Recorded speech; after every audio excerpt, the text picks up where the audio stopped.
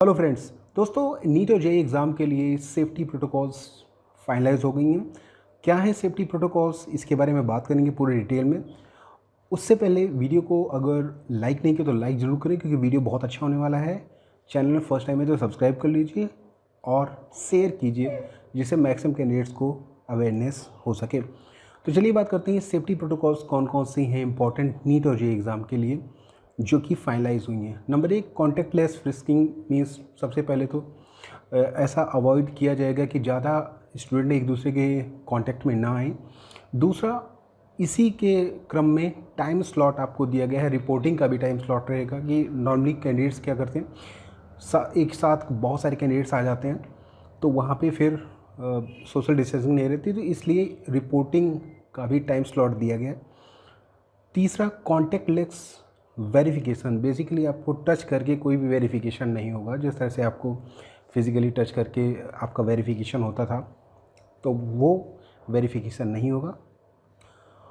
Body temperature अगर आपका high है तो आपको आइसोलेटेड रूम में एग्ज़ाम देने के लिए बोला जाएगा। ये बहुत ज़्यादा इम्पोर्टेंट गाइडलाइन है कि अगर आपका टेम्परेचर ज़्यादा हाई है तो आप आइसोलेटेड रूम में एग्ज़ाम देंगे। इसके अलावा जो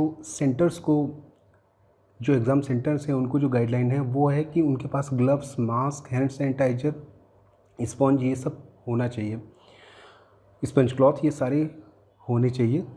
दूसरा, डिसइंफेक्टेड बैकपैक मशीन जो होती है, बेसिकली जिससे छिड़काव करते हैं मीन्स वॉल्स का और फर्स्ट फ्लोर्स का, वो होनी बहुत ज़्यादा ज़रूरी है, जिससे कि आपको डिसइंफेक्टेड कर दें जो वॉल्स हैं और एग्ज़ाम सेंटर को। बेसिकली थर्मोगन्स मशीन भी होनी चाहिए, जिससे आपका थर्मो टेम्परेचर आपका नापा जाता है, वो कंपलसरी है, एग्ज़ाम सेंटर में होना चाहिए। रूम और वॉल्स को सैनिटाइज करना बहुत ज़्यादा ज़रूरी होगा एग्ज़ाम से पहले। हर एक, अगर आपका कंप्यूटर लैपटॉप है जेईई मेन के लिए, तो आपका पूरा सीट्स डिसइंफेक्टेड होगी, पूरा लैपटॉप का जो भी कीबोर्ड होगा या कंप्यूटर का कीबोर्ड होगा वो पूरा डिसइंफेक्टेड होगा, वो होना चाहिए दोस्तों। मास्क और ग्लव्स, ये आप जो स्टाफ हैं उनके पास होने चाहिए। जो स्टाफ होंगे वो मास्क और ग्लव्स लगा के रखेंगे, जिससे कि वो उनकी वजह से किसी और को कोरोना ना हो, अगर ऐसा होता है तो।